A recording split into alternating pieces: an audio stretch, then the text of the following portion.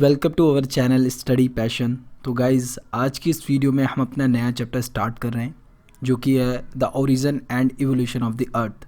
ये जो कि हमारा चैप्टर नंबर 2 है। इससे पहले ऑलरेडी हम चैप्टर 1 कंप्लीट कर चुके हैं जिसमें हमने पढ़ा था ज्योग्राफी के डिसिप्लिन्स के बारे में हमने पढ़ा था। और वो जो चैप्टर था वो आपका थोड़ा बेसिक्स था, उसमें हमें सिर्फ बेसिक्स के बारे में पढ़ना था, ज़्यादा डेप्थ में नहीं गए थे हम। फिर भी मैंने कोशिश करा था उसे बहुत अच्छे से कंप्लीट करने के लिए। अगर आपने वो नहीं देखा तो आप वो देख सकते हैं।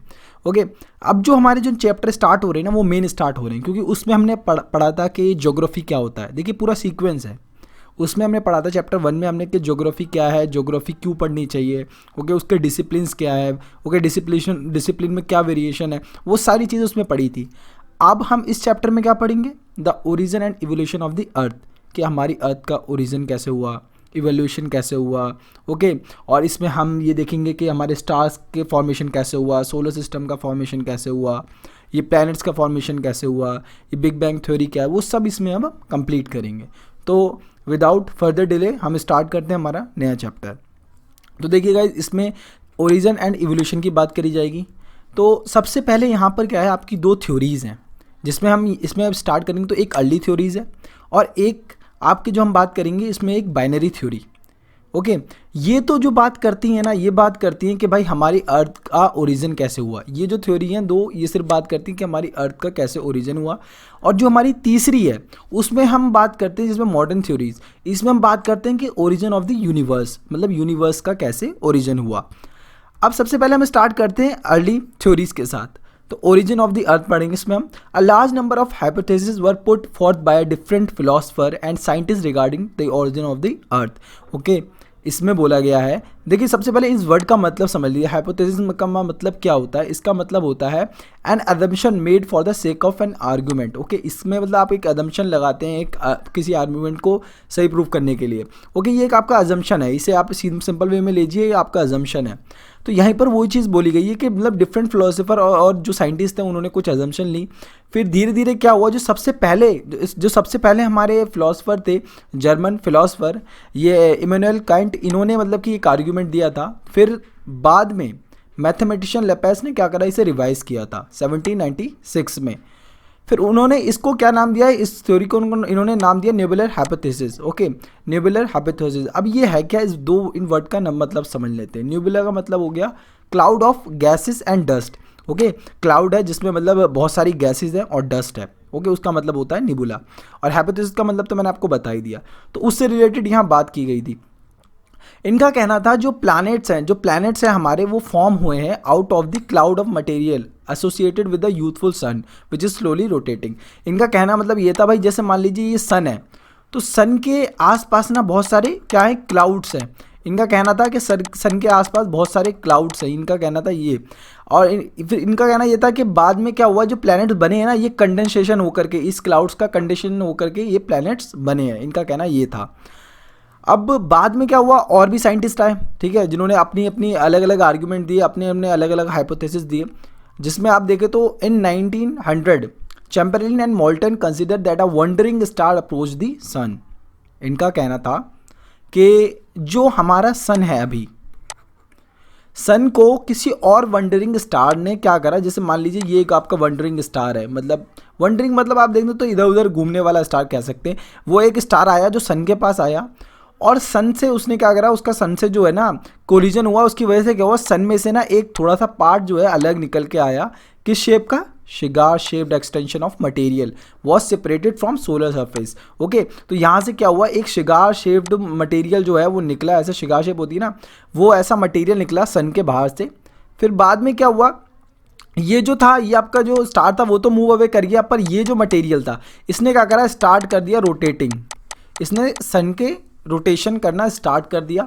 फिर उन्होंने कहा यही, फिर बाद में क्या हुआ, कंडेंसेंस होके, ठीक है, कंडेंस होके बाद में यही प्लैनेट बन गया। इनका कहने का मतलब ये था। देखिए इसमें आप सीक्वेंस भी याद रख सकते हैं। देखिए ये एक चीज़ आपको बहुत इंपॉर्टेंट मैं बताने वाला हूँ कि ये जो आपको मैं पीडीएफ प्रोवाइड कराता हूँ, तो इसके भी आपको बहुत शॉर्ट नोट बनाने हैं, क्योंकि अगर आप ये पूरी पीडीएफ रखेंगे, ये आप इसे शॉर्ट नोट नहीं कह सकते।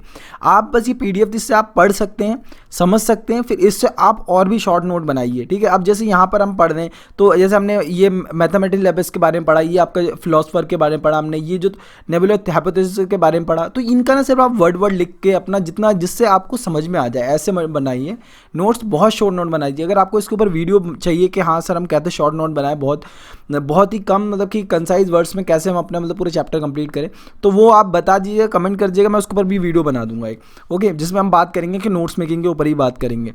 ओके, जो हमारा टॉपिक था, तो यहाँ क्या हुआ, जो शिगार शेप्ड मटेरियल था वो यहाँ पर लिखा है, देखिए in 1900 Chamberlin and Moulton consider that a wandering star approach the sun. ठीक है, एक वंडरिंग स्टार था जो किसने करा, सन को अप्रोच करा, जिससे क्या हुआ, सन में से एक शिगार शेप्ड एक्सटेंशन बाहर आ गया। ठीक है, ये आपका शिगार शेप्ड एक्सटेंशन बाहर मटेरियल आ गया। अब ये क्या हुआ, फिर इसने क्या करा, as the passing star moved away, ये वाला जिससे ये टकरार हुई थी वो तो मूव कर गया, और the material separated from the source surface continue to revolve the sun. अब ये मटेरियल क्या करने लगा, सन का चक्कर लगाने लगा, and it is slowly condensed into a planet. फिर फाइनली क्या हुआ, वो कंडेंस्ड हो गए प्लैनेट में कन्वर्ट हो गया। तो ये कहने का इनका मतलब था इन साइंटिस्ट का। तो ये आप थोड़ा सीक्वेंस को याद रखिएगा तो अच्छे से याद हो जाएगा आपको।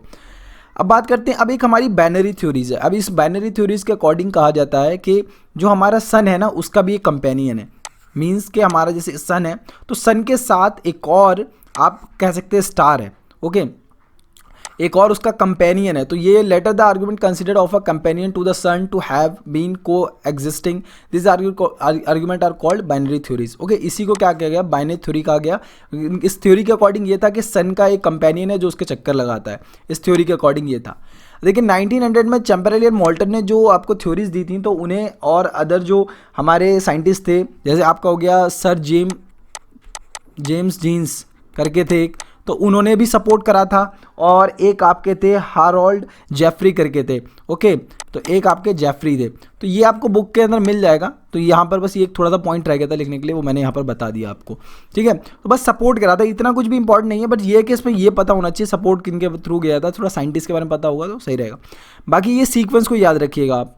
अब आगे बढ़ते हैं, अब बात करें इन 1950 की बात हो रही है। देखिए सीक्वेंस को याद रखिएगा तो आपको याद रखने में आसानी होगी। 1900 की बात हो रही है, 1950 की बात हो रही है। ओके, अब एक आपके ऑटो साइंटिस्ट थे जो रशिया में थे, और कार्ल विजास्कर करके थे जो जर्मनी में थे। उन्होंने क्या करा, रिवाइज करा किसे, न्यूबुलर हाइपोथेसिस को।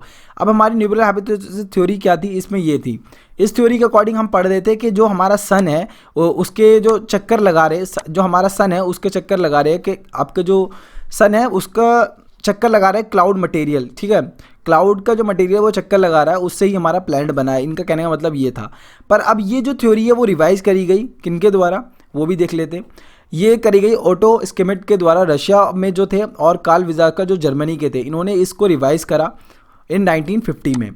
इनका कहना था कि sun was surrounded by the solar nebula containing mostly the hydrogen helium along with what may be termed as dust. Okay, इनके कहने का मतलब ये था कि जो सन है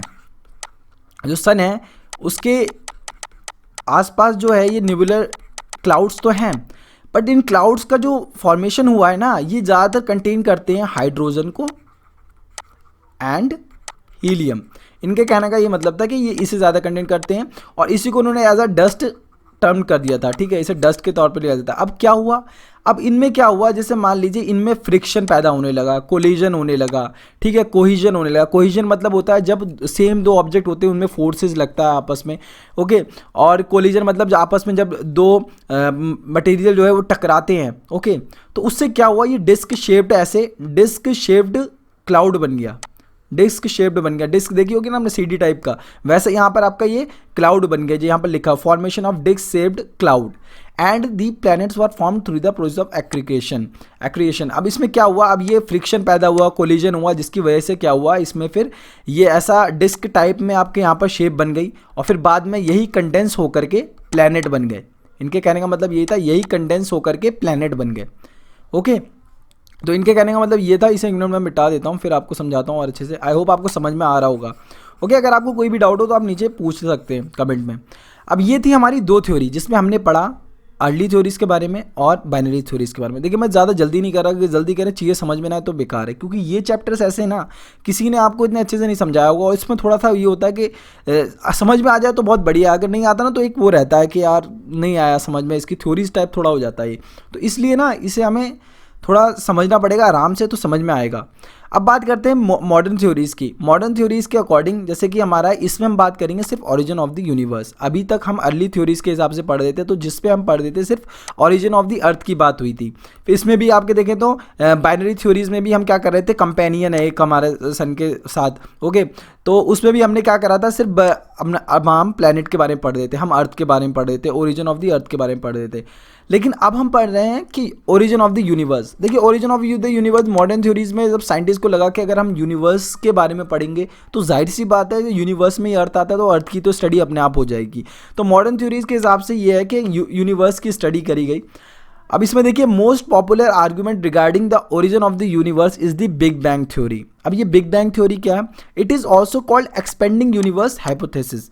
अब देखिए बिग बैंग थ्योरी को हम एक्सपेंडिंग यूनिवर्स हाइपोथेसिस कहते हैं। अब जैसे नाम से ही आपको पता लग रहा होगा, हम बात कर रहे हैं एक्सपेंडिंग यूनिवर्स हाइपोथेसिस, मतलब एक्सपेंड हो रहा है हमारा यूनिवर्स, उसकी बात कर रहे हैं। तो ये थ्योरी जो बात करती है, इससे ही रिलेटेड बात करती है कि हमारा जो यूनिवर्स है वो एक्सपेंड कर रहा है। Focus on origin of the universe rather than that of just the earth और प्लैनेट।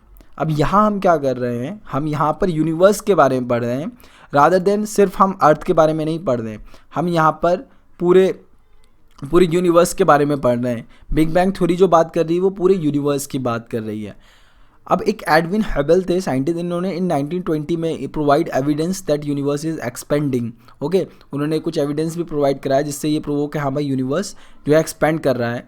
और उनका कहना ये था कि जैसे जैसे टाइम पास करता है Galaxy move further and further apart, okay. Galaxy तो अब ये बताने की ज़रूरत नहीं है, हमने 6th क्लास में सब कवर कर रखा है। तो गैलेक्सी ये ऐसी शेप्स की होती हैं, थोड़ा ऐसे रफ बना दिया मैंने। तो ये क्या हो रही हैं, एक दूसरे से दूर होती जा रही हैं। जैसे जैसे टाइम गुजरता जा रहा है ये जो गैलेक्सी हैं वो एक दूसरे से दूर हो रही हैं।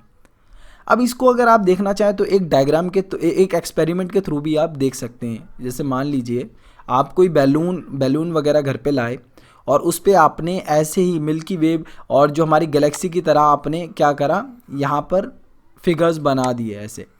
अब क्या होगा, जैसे जैसे आप उसे फुलाएंगे तो वो क्या होगा, एक्सपेंड होगा। तो इससे यही पता लग रहा है ऐसे ही यूनिवर्स के साथ हो रहा है कि वो फर्दर एक्सटेंड कर रहा है और एक दूसरे से दूर होती जा रही हैं जो भी गैलेक्सीज़ हैं हमारी। ये चीज़ यहाँ पर कही गई है, पर इसमें भी कुछ पॉइंट्स हैं जो हम और अच्छे से समझेंगे। अब ये हमारा जो है हमने पढ़ा अभी मॉडर्न थ्योरीज़ के बारे में, और आज के लिए इतना ही रखते हैं, ठीक है। ज़्यादा बड़ा लेक्चर हो जाएगा वो ठीक नहीं रहेगा। नेक्स्ट लेसन में हम बिग बैंग थ्योरीज़ की स्टेज के बारे में पढ़ेंगे। अभी हमने थोड़ा सा डिस्कस करा कि बिग बैंग थ्योरी क्या है, इसको हम एक्सपेंडिंग यूनिवर्स हाइपोथेसिस भी कहते हैं, ये हमने देखा, एडविन हबल ने इसे दिया था, ओके। तो ये सब चीज़ें हमने पढ़ी हैं। अब बाकी इसे हम और डेप्थ में पढ़ेंगे। अब देख लेते हैं एक बार फटाफट हमने क्या पढ़ा। ये सीक्वेंस आपको पता होना चाहिए। हमने अर्ली थ्योरीज़ की बात करी जिसमें हमने ओरिजिन ऑफ द अर्थ से रिलेटेड बात करनी थी। अर्ली थ्योरीज़ में हमने ओरिजिन ऑफ द अर्थ से रिलेटेड बात करी। फिर हमने नेबुला के बारे में देखा, नेबुला क्या होता है, हाइपोथेसिस क्या होता है, ओके। एंड फिर हमने ये जो साइंटिस्ट इनके नाम आप याद रखिएगा, ओके। सीक्वेंस में याद करेंगे तो बहुत आसानी से हो जाएगा, ठीक है। सीक्वेंस में याद करिएगा, आराम से याद हो जाएगा। और शॉर्ट नोट के ऊपर वीडियो चाहिए होगी तो मुझे बता देना, मैं बना दूंगा। फिर हमने बाइनरी थ्योरीज़ के बारे में पढ़ा। फिर हमने मॉडर्न थ्योरीज़ के बारे में पढ़ा। मॉडर्न थ्योरीज़ में हम यूनिवर्स की बात करते हैं, जिसमें हमने बिग बैंग थ्योरी के बारे में पढ़ा, ओके गाइज। तो आज के लिए इतना ही रखते हैं, और आई होप आपको ये लेक्चर अच्छा लगा होगा और आपको ज़रूर कुछ ना कुछ सीखने के लिए मिला होगा। अगर आपने कुछ ज़रूर सीखा हो तो प्लीज़ इस चैनल को लाइक करें और हमारी वीडियो को शेयर करें, और अगर आप चैनल पर नए हैं तो प्लीज़ सब्सक्राइब करना ना भूलें। और अगर आपको नोट्स मेकिंग के ऊपर वीडियो चाहिए कि नोट्स कैसे बनाएं, जैसे PDF जो मैं प्रोवाइड कराता हूँ उसके नोट्स कैसे बनाएं, तो आप कमेंट कर सकते हैं, मैं उसके ऊपर भी वीडियो बना दूँगा।